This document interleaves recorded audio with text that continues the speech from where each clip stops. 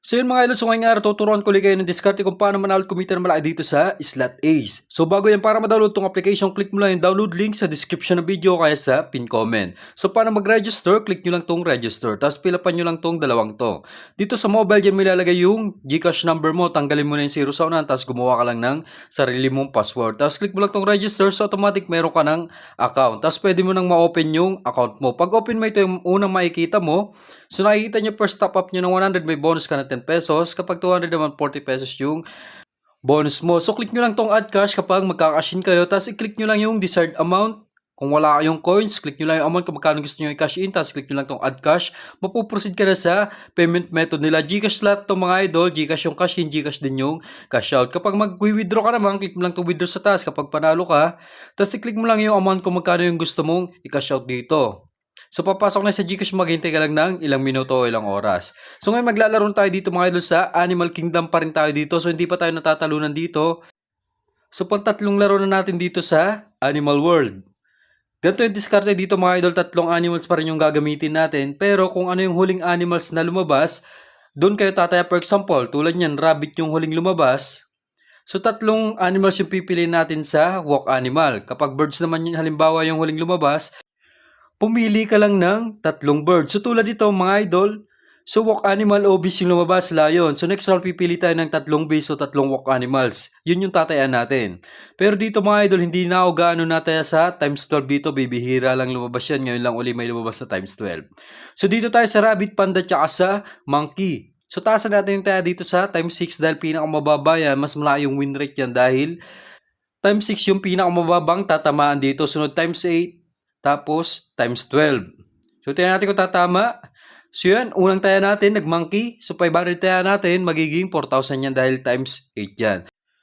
So, kagandahan kasi dito mga idol sa Animal Kingdom, kahit ilang beses ka matalunan dito, tumama ka lang ng isang beses, bawing-bawi na yan, oh may kabig ka pa dahil malaki yung tamaan dito. Biruin mo times 6, times 8, times 12, tapos may times 24 o times 100, pero bibihira lang lumabas yan. Focus tayo sa times 6 tsaka sa times 8.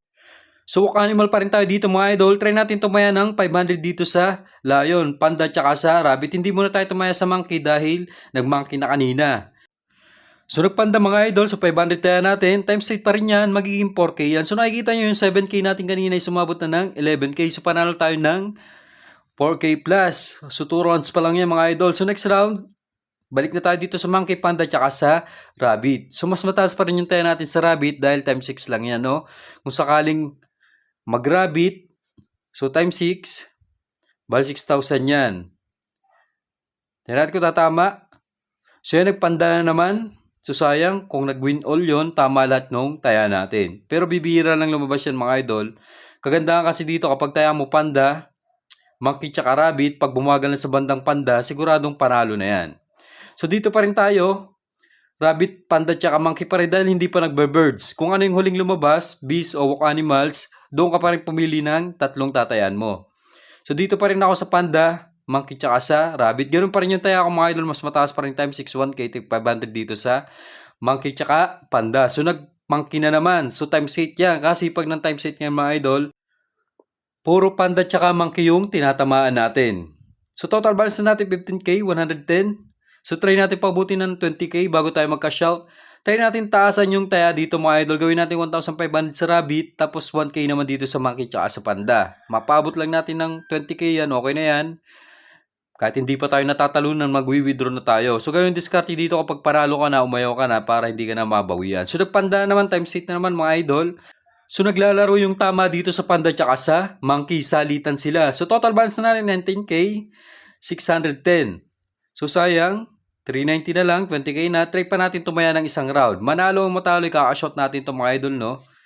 Kapag natalo, okay lang. Meron pa tayong 16K. Kapag panalo, 20K plus yung ating mawi-withdraw. So, tingnan natin kung tatama. So, yan, nagpanda naman. Sunod-sunod yung panda tsaka monkey. So, okay na ako dito mga idol. Nakikita nyo naman 7K natin kanina ay sumabot na ng 24K. So, ganun lang kadali manalo dito sa Animal Kingdom dito sa Slot Ace. So, ngayon mag-withdraw tayo. Paano mag-withdraw? Click mo lang yung withdraw sa taas. So, yan, napindot na natin Dragon Tiger. Click mo lang tong withdraw sa taas, bandang gitna. Tapos, i-click mo lang yung amount kung magkano gusto mo i-cash out. So, magka-cash out ako dito ng 10K. So maghintay ka lang ng ilang minuto, ilang oras, papasok na sa GCash mo. May service fee siya na 200 pesos.